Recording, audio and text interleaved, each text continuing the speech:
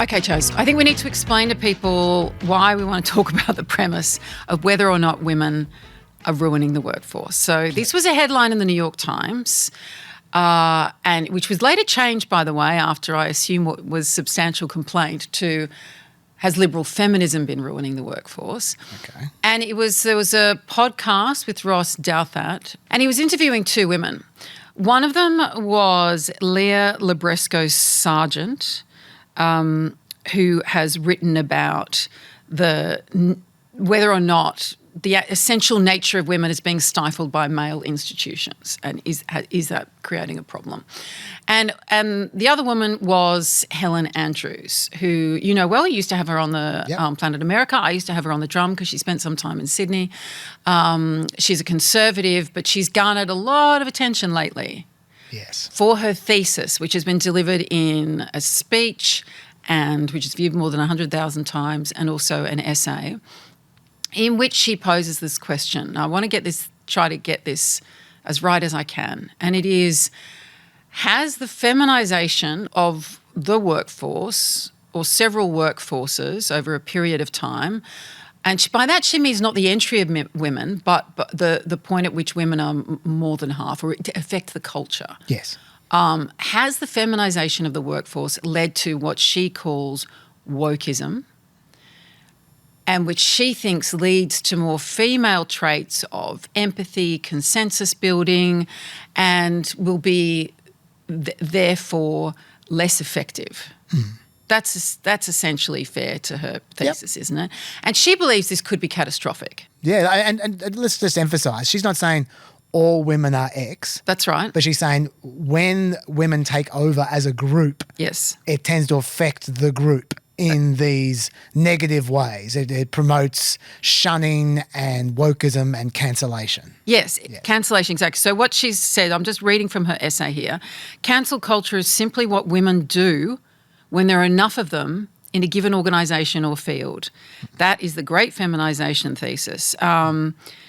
Everything you think of as wokeness is just a result of more women. She said that thinking about that thesis was incredible and unlocked all the secrets of the era we're living in.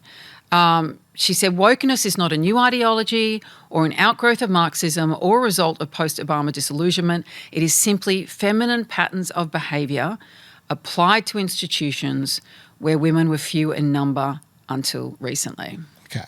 Chaz. Right. Now, I've got a few thoughts about this. Jump in whenever you want, but I could go forever. Yeah, good. First of all, I think what she is saying is historically, objectively wrong. Let me explain. She's saying that the teens were the period where there was a tipping point for, particularly in the law, she said, is when you start to have a majority of legal firm partners being women, she says, in America at least. Of course, these trends are across the world, and the world has moved at different rates in different countries. Yeah. But let's leave that aside. Wokeness was everywhere 10 years ago, in all businesses. Define wokeness for me. Yeah, well, we're talking about the idea of diversity matters. Elevating minorities and shunning people who do not prioritise diversity. I'd say. I'd say that's a fair definition of wokeness. Shunning, yep. Yeah, okay. And I would say that was preeminent about 10 years ago, and it was across society. It wasn't just in law firms in America. It was across society. Were all CEOs and boards of directors women 10 years ago? I don't think they were. I think pretty far from it, actually. But doesn't she say it doesn't matter, even if men are running the place, if women are influencing it, for example, in the HR department? Okay, all right, fine. All right, let's take that. Okay. Let's take some organisations or some jobs that women completely dominated long before 10 years ago. Nursing. Was nursing really woke in the 70s and 60s and 50s when they were basically 100% women? I don't think it was. What about gossip magazines, which from the beginning have been targeted specifically at women? Are they woke? Are they into cancellation? I'd say the opposite. I'd say gossip magazines celebrate bad boys and they actually elevate them. Tabloids generally. Yeah. Yes. absolutely. Okay, what about the rest of society? Because cancellation is not driven by a law firm. It's driven by the populace. Like cancellation is cancelled by society. Women have been the majority of society for a very long time. They've been the majority of consumers for decades and decades, if not centuries. Cancellation just popped up in the teens.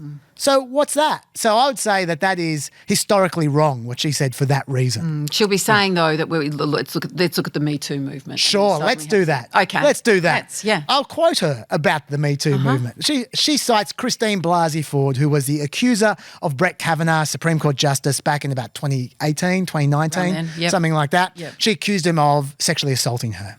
And she says, this is what Hal Andrews says, the masculine position was that if Christine Blasey Ford can't provide any concrete evidence that she and Kavanaugh were ever in the same room together, her accusations of rape cannot be allowed to ruin his life. The feminine position was that her self-evident emotional response was itself a kind of credibility that the Senate committee must respect. And so she was saying the reason why it was so controversial was because, and it was so evenly balanced, was because the feminization of society at that point in time. Now, I would argue that was because Me Too and Believe Women were movements that were faddish at that point in time. What's happened since then, Julia? Would you say people are taking sexual assault as seriously now as they were 6 years ago? Well, there are two men on the Supreme Court who have been accused of sexual assault. There is a man in the White House who was found to have sexually abused a woman. That's right. Andrew Cuomo just got 42% of the vote in New York when he is credibly accused and had to resign over sexual assault allegations. No one cared. He almost won in New York, of all places. You would say that's the wokest place in the world. I would say that people aren't taking sexual assault as seriously now as they were 6 years ago. Well, but the reason we were talking about it 6 years ago is because of the low levels of conviction of perpetrators, the low levels of reporting, the harassment and disbelief of women. And I think that's one thing that is not translated about Me Too, and which Helen Andrews says as well. Like everyone's talking about, you've got to believe women. This doesn't mean that anytime someone comes up with an allegation, you just throw someone in jail. It means that you don't automatically disbelieve them, discredit them, vilify them, which has happened to women for centuries, at every stage of the judicial process. I 100% agree. Yeah. But what I'm saying is, whatever state we were in 7 years ago, it's gotten worse. I agree. But there are more women now. It's not like the women disappeared. If anything, the trends of feminization have increased in the last 6 years, but the symptoms that she describes have gone the other way. Yeah. If she's right, that the more women you have, the more feminized society becomes. Yeah. Theoretically, then, what should happen is over time, society should have become gradually more woke, right? So that directly before the teens. And she also says more empathetic, Yeah, more consensus absolutely. building. Yes. Let me remind you of where we were 10 years before this woke period. Yeah. We were in the least woke period in pop culture history. The noughts was the period of There's Something About Miriam. Do you remember that? That was the Bachelor show. Oh, my goodness, yes. Bachelor show I do remember. Where at the very end they revealed that the woman was actually a transgender woman. Yeah. That's not very woke. Yeah. This was the period of the reverse kanga on Big Brother, where guys were sitting backwards on toilets to create skid marks in the girls' toilets. Does that sound woke to you? I missed that, happily. No, it doesn't sound woke. I'm not surprised that you missed that. Yeah. But my point is that the noughts were a period of anything goes. Yeah. They were so much less woke than the 90s or the 80s before it.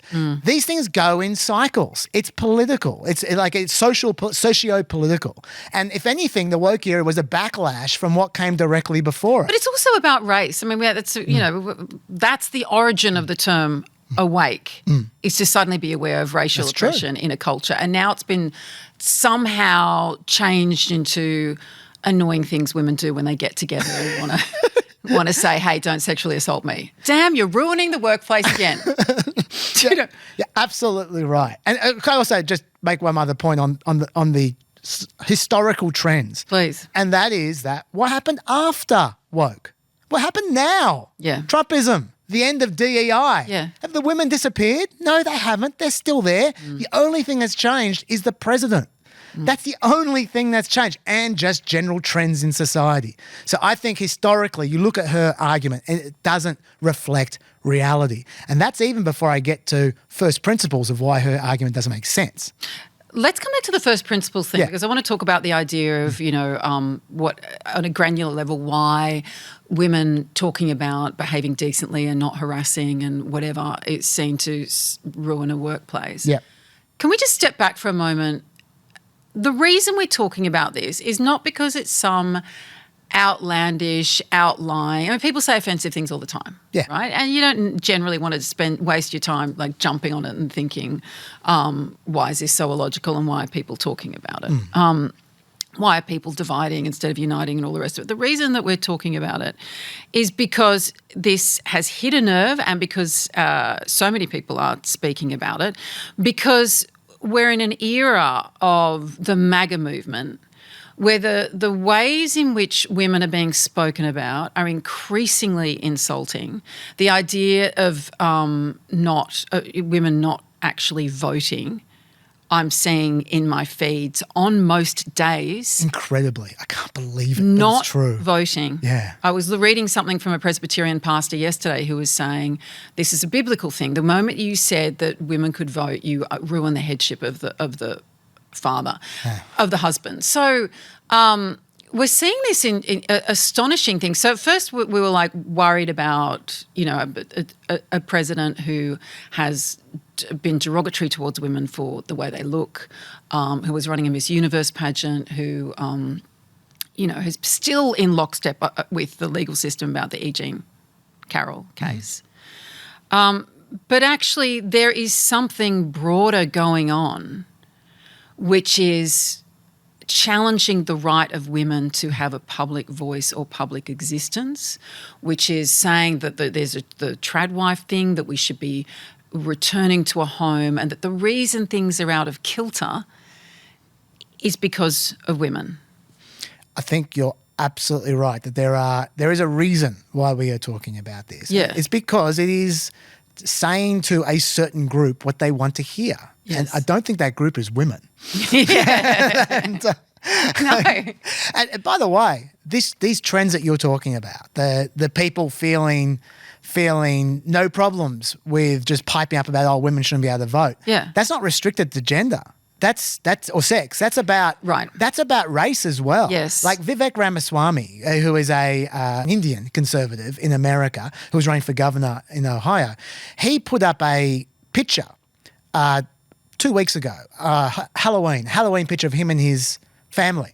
No political statements, just happy Halloween. And this photo, if you look at the comments underneath it, it's almost exclusively, go back where you came from. Shouldn't the kids be studying? Did they get poop for trick or treat? Just pure, unadulterated racism. Wow. And I'm talking hundreds of comments. Now, if you went back 10 years ago or 15 years ago on Twitter, you never would have seen that. Never. But these people, not only do they think this stuff, but they feel fine about publicly advertising emboldened. Those things. Yeah. Yeah. And it is a really, really concerning aspect of this era, which makes this whole Helen Andrews piece feel like an anachronism from 10 years ago. It really does. Yeah, we've moved way past this now. To so boldly state women are going to ruin things, and we need to strip them out, of workplace cultures before we get to, empathetic. Yeah, the Times have taken care of that for her. They've stripped out any influence that women may have had in the last 4 or 5 years with this insanity, this extreme discriminatory acceptance. And I don't know why that's not just Trump. That I feel like Trump has been riding off the back of it rather than the other way around. Yeah. The question is what that is and where that's from. Is this backlash about Me Too?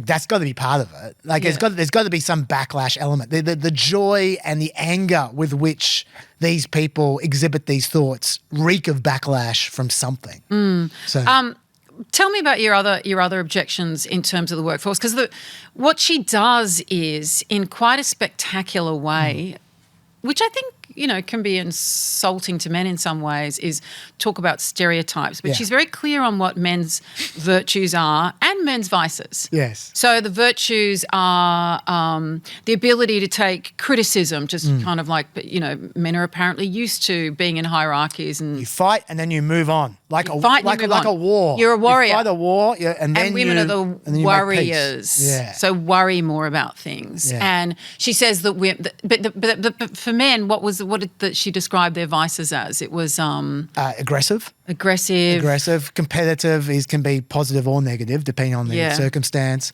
She very much had a view of men being angry and loud, but then they move on and then they make peace. And then and the women, she said, they're gossipy and they just work to undermine. She tells an example about Barry Weiss, who was at the New York Times, now is running basically CBS, and she and the Free Press, asking a female colleague out to lunch, and this female colleague out to coffee, and this colleague refusing. And she said that's very much feminine. That's the way women operate, apparently. Yeah. But what she was challenged about on this podcast is she couldn't name female virtues, what she liked about women. Yeah. I take personal offence at any talk of inherent traits, because invariably, whenever I read about inherent traits of women, they're describing me. Tell me, like what? Like when I read about people who multitask, people who are talked over and ignored, people who are quiet, and people who listen. And they are empathetic, and they sort of consider different points of view. Yeah, and they concede to other people, and they just like that. All that is me, right? Yeah, and it's always been me, and I don't think it's feminine. I think it's just people. a mindset. Like, some people have it and some people don't. It's got nothing to do with sex. I mean, look, I'm not saying that there is nothing that is different between men and women, right? I'm not saying, of course. More boys don't play with trucks or whatever. Even though, by the way, my daughter was really into trains. Yeah. And the pink-blue thing, just a little side, it used to be the opposite way around. I know. Victorian England, the boys wearing the pink little dresses. I'm not saying that. What I am saying, though, is that whatever inherent traits there are out there, they change over time. They change in context. And I'll give a classic example that we've all lived through. Yeah. Involving sex as well. Young men. Yep. You look at young men now, in terms of cliches. Yep. You look at young men 30 years ago. It used to be that the male cliche was a strong, silent type. And, they just got on with it. They didn't whinge. They didn't complain. Now, young men are just constantly belly aching and snowflaking. And I'm not talking about the left. I'm talking about the right. I'm talking about across the board. All I hear about are the problems facing young men. Oh, poor young men. And you just go, 30 years ago, you wouldn't have heard that. You bring back stoicism. I myself don't like whinging, but having said that, I'm not trying to force my particular personality on other people. That's not my personality. I described before. But isn't it also good? I mean, we know the drawbacks of men, like being all silent and stoic and not expressing emotion. And don't we want guys to be, fully expressing themselves? There are positives and negatives to everything. I'm not trying to vilify them, even though I put on a voice. What I'm just saying is the cliches have changed. In just 30 years, in a different context. Yes, The biggest snowflake on earth is Donald Trump, right? Like I said, he's constantly whinging about everything. But you know what cliche hasn't changed? Telling women to sit down and telling them to shut up. That's true. Never friggin' changed. That's true. And this just says to me we have to be completely vigilant about what is going on right now. In America, there's also an assault on reproductive rights. Yes. It's happening on so many different levels, and I'm seeing it so prevalent on social media. I think we need to be incredibly careful about arguments like this, which are basically just casting suspicion on any way in which women can enter a place and will somehow devalue it, somehow make it less effective, when actually we have a ream of studies showing that exactly the opposite is true. Absolutely. And by the way, when Helen Andrews is blaming women's supposed inherent traits for wokeness, I think she gets completely wrong the effect of wokeness. Let me read you a quote. Everything you think of as wokeness involves prioritizing the feminine over the masculine, empathy over rationality, safety over risk, cohesion over competition. Now I ask you, is cancelling people empathetic, safe and cohesive? I would say it's the direct opposite. Like there's no empathy in shunning people and sending them to Coventry. There's no, everyone feels a risk when they feel if they say the wrong thing, they could step on a grenade. Yeah. And it's definitely not cohesive for society. Just have a look like during the cancellation. But by the same token, you have some people who would, let's say it wasn't cancellation. It was like, mate, 30 women have accused you of sexual assault. Should we have a good think about that? That's actually making things more safe. Well, yeah, and having empathy for the victims as well. That is just a different kind of safety, but yes, yes. Yeah. Anyway, my point is she's wrong.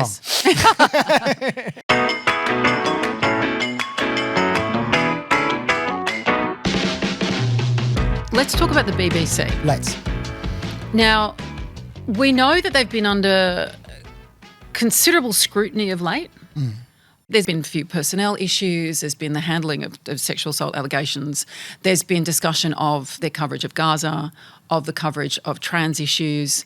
And now we have a panorama program that has been found to have edited a speech by Donald Trump in a very unfortunate way. Now, let me just read this out.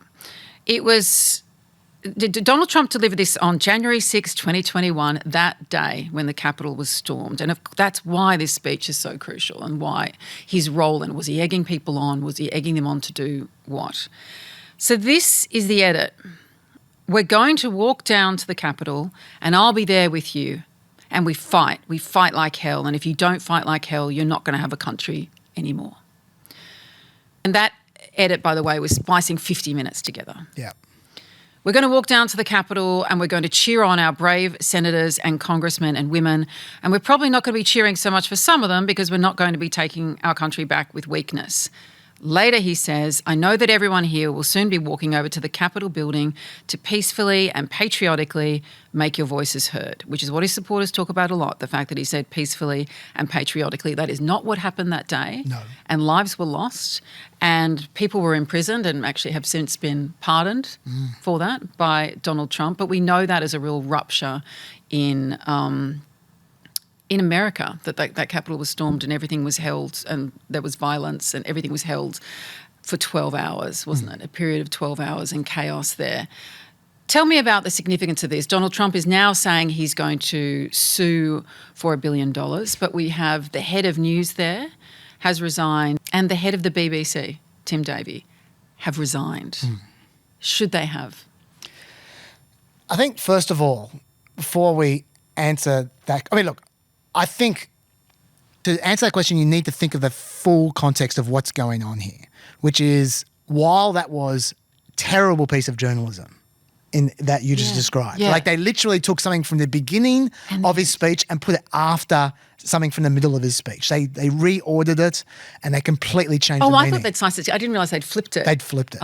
Like they completely changed the meaning, right? Yeah. So that was really, really bad. Yeah. Terrible journalism. Terrible. And whoever was responsible for that, I think should be sacked. But that's not the head of the BBC. He didn't do that. He wasn't sitting in some editing suite, right? So what's going on?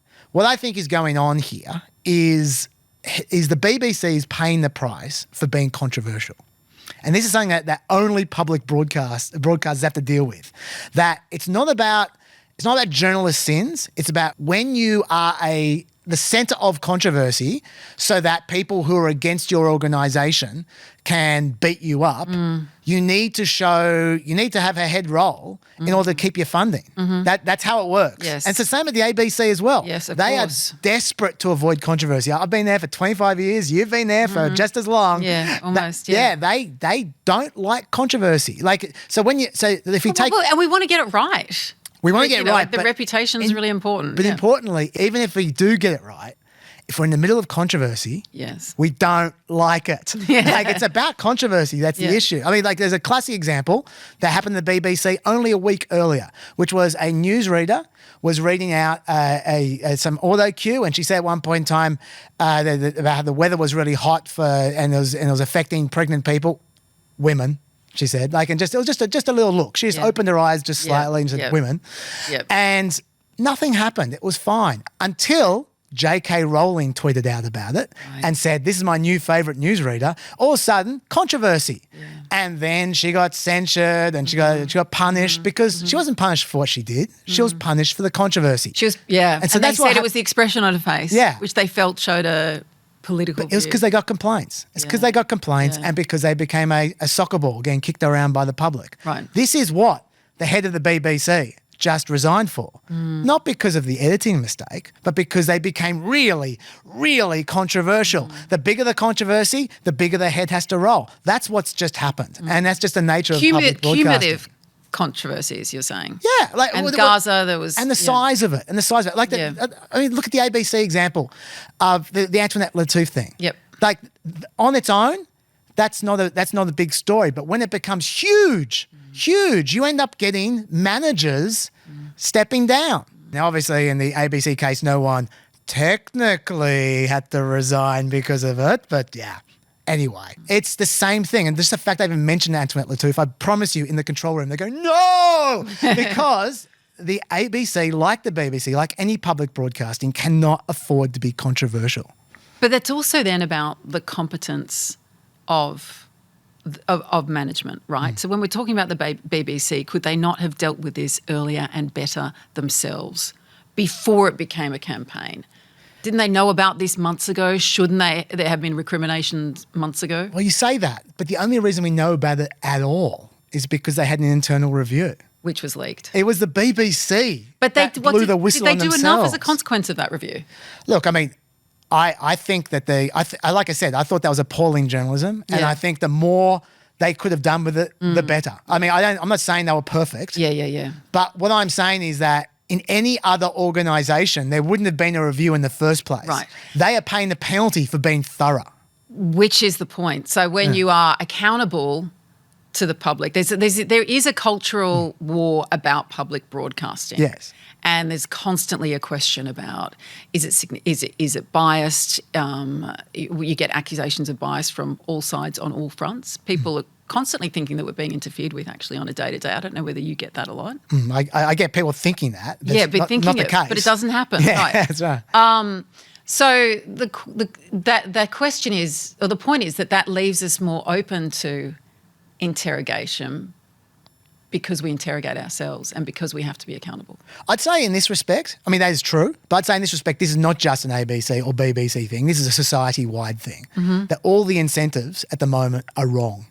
The incentives at the moment are to not apologise and to not own up and to cover up as much as possible, as rapidly as you can, as thoroughly as you can, and then move on. Right. Because every organisation makes mistakes, especially media organisations, especially bloggers, etc. They just make mistakes all the time. Yeah. They don't own up to it. They just move on. Who cares? Yeah. But at the moment, if you do a proper review and you have any kind of accountability whatsoever, people go, oh, look, that's proof that they can't be trusted because look what they found. Yeah. And so you have these perverse incentives where the more thorough you are, the more you get beaten up for being unreliable, and the more content you put out and just ignore any standards, the more people you get your clicks and you make your money. Yeah. So it's I worry about where we're going in the media generally with those incentives. Because as far as I can see, the incentives are solely just to produce more content. As much content as you possibly can, make as much money as you can, and whatever you do not concede or have any accountability whatsoever. So is this a crisis for journalism?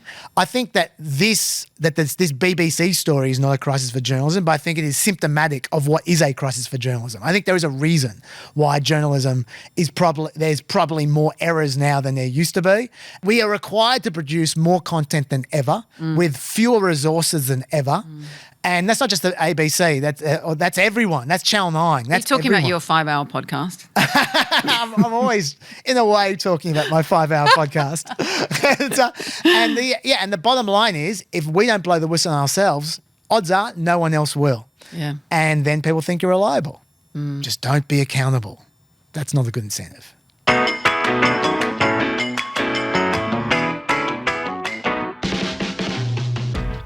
Anyway, time for a gear shift. Jules, what's your pick of the week? I want to talk about the anniversary, or the 50th anniversary of the dismissal. Yes. Fascinating commentary around. There's been symposiums. There's been a lot of discussion about could this happen again today? Because obviously, those powers are still in the Constitution. We're still part of the monarchy. We still have a Governor General. I want to encourage people to think as well, because of that time, as we were talking about women earlier on, that was the International Year of the Woman in 1975, and there was a big Women in Politics conference in Canberra at the time. And I went back in preparing for a symposium I was part of on Whitlam. I went back and looked at some of those protests and how the roiling fervour and excitement and anger and obscenity and all those things that were in the women's movement around that time as they all convened. And there was a protest at the Canberra Times where they all came in and cut wires with nail clippers and demanded that they have an editorial. They were so annoyed with so much of the coverage, which was saying, how can we spend so much money on the Sheilas? They need to be taught how to do it. It's going to ruin everything. They're going to ruin everything. They were trying to ruin things. And then they're reporting, there was some event, held for the opening of that. And why did women say that they were like men? Because they said wear a lounge suit, but some of the women still had handbags.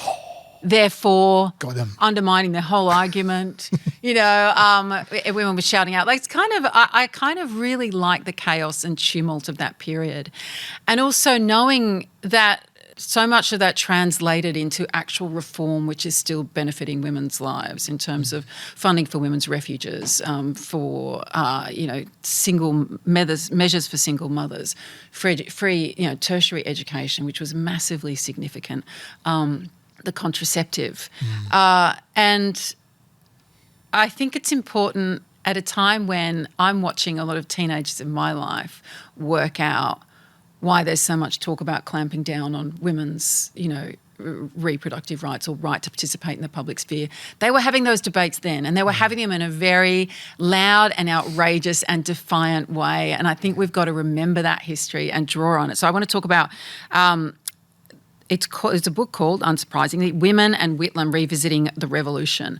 And it's by Professor Michelle Arrow, a professor of history at Macquarie. And she's just a very funny, sharp historian that's pulled together a group of essays from Elizabeth Reed, who was heading up the women's unit that was then part of the Whitlam's Prime Minister's office. There was also Elizabeth Evatt, the judge, Eva Cox, Tanya Plibersek, and a whole group of women just reflecting on that time and what it meant. And at a time where we have all these weird abstract discussions, are we warriors or worriers or all the rest of it, what really matters is getting concrete things in place to make sure that people have kind of freedoms and protections and opportunities in the same way as other people. Yeah, I think things have become a lot slicker in the last 50 years, and that's not necessarily a good thing. Yeah. Yeah, I think that's a great one. Chaz, yes. What about you, and are you wearing your toe socks? Last time you were on, you nominated for your pick of the week, the toe socks. Do you want me to take my shoe off and show you? Yeah, because they weren't giving you blisters when you were running. No, yeah, they weren't. You're absolutely right, and they're still not. I'm a sworn fan of the toe socks. Not a paid. While I tell you about this, pick of the week. Yeah, I'll do my pick of the week. Mine's very similar to yours. Here are my toe socks. If you can just get a close up on that. Okay. There we go. That's going to really, the ratings are going to There we go. Right look at that. There's toes all right. 100%. That's it. Yeah. Okay, yeah. Nice colour. My pick's very similar to yours, actually. Like you're talking about this book. I'm talking about YouTube Shorts. Very, very similar. There's one YouTube short in particular that one account which I'm loving at the moment. Yeah. It's called Brady Your Tutor, and essentially. It's a YouTube short that's been evolving over the last probably 2 or 3 years. It started off as one of those, there's a lot of YouTube shorts that are around quizzes, usually really simple quizzes, like sort of poor man's Who Wants to Be a Millionaire type quizzes. Yeah.